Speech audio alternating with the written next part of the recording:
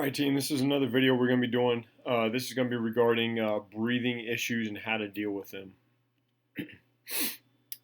Key considerations. You can have breathing problems at all ages, obviously. Adults can usually handle these themselves. They've had them before. They know how to deal with them. So usually they will deal with themselves. Uh, if they are asking for help, that means they don't know how to deal with it themselves, and we have an issue. It could potentially be serious. So if you have an adult asking you for help because they're having breathing issues, there's going to be a lot of questions we need to start asking them. Children do not do well with respiratory problems. If we do something to treat them initially and it doesn't work, you need to call 911 immediately. They do not last long when they're having difficulty breathing. Infants, so under 12 months, having difficulty breathing, and I'm actually going to say infants under 2 years. If they're under 2 years old and having difficulty breathing, we need to call 911 immediately. And also ask for a medical responder that's at the church. If we have one on duty, ask them to come and help out because they need immediate attention. Asthma, that's the most common one that we may run into. You can typically hear them wheezing when they're trying to breathe. It can be induced by a whole bunch of stuff. Seasonal allergies can cause asthma attacks, exercise, fear, panic.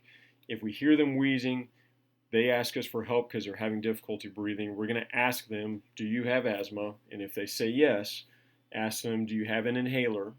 If they have their inhaler, help them with that first dose. If they don't have an inhaler or the first dose doesn't work, we're going to call 911. That way the EMS can get there and give them what they need.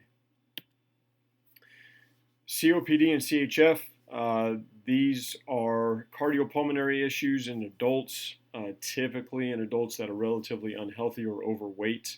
If an adult comes to us with difficulty breathing, one of the first questions we need to ask them, do they have a history of COPD or CHF? That's going to guide how we treat them from here on out. I'm going to talk about some other adult breathing issues later. If they do have that history, so they answer yes, we're going to call 911. There just really isn't a lot that we can do for somebody with that history and having difficulty breathing. If they say no, they don't have a history of COPD or CHF, it's probably a good idea to call for a medical responder.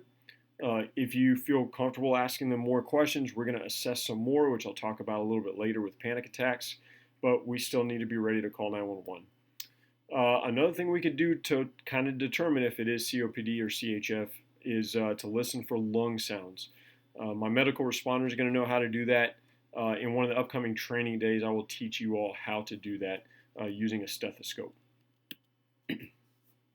Croup and epiglottitis, this typically affects young children, usually under 5.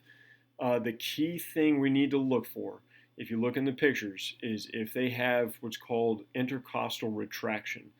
If you look closely, you can see the space between these kids' ribs. If they are having a croup episode and we see these retractions, we need to call 911 immediately. Croup will sound like a child is barking like a seal when they're trying to breathe. It is obvious. They're trying to breathe and you hear this strange sound coming from them. That is croup or epiglottitis. If we keep them calm, this may resolve itself. So that is the key, to keep them calm, which means you need to stay calm. If they get worked up and they start freaking out and crying, it's going to get worse, and we're going to end up with these type of intercostal retractions. Again, if you see this when they have croup or epiglottitis, we're calling 911. In the meantime, if we do call 911 or we're kind of on the border of them getting worked up, we may want to try sticking their head in a freezer. What that's doing is that's going to give them some cool, moist air, which is going to help reduce some of the inflammation that's in the back of their throat and upper airway. If anything, that will just kind of calm them down a little bit and help them to breathe easier. But again, that's just a stopgap until fire and EMS can get there if we see these retractions. Other considerations for breathing issues: if somebody is having a panic attack or having an anxiety attack, they may feel like they're having difficulty breathing. They're going to feel like their chest is really, really tight. They're going to start to hyperventilate. If they hyperventilate and it goes on for a while, they may start feeling tingling in their hands or cramping in their hands. One of the best things that you can do is try to get them to slow their breathing down. Ask them, do you have a history of anxiety or panic attacks? If they answer yes to that, we may want to remove them from wherever they're at. Um, you it may not be a good idea if they answer that yes, they have a history of that. Don't ask them if something just happened that might cause them stress, because they're going to think about it more and they're going to freak out more. Removing bystanders and getting these people into a nice quiet area and encouraging them to slow down their breathing will do a lot to help them with this.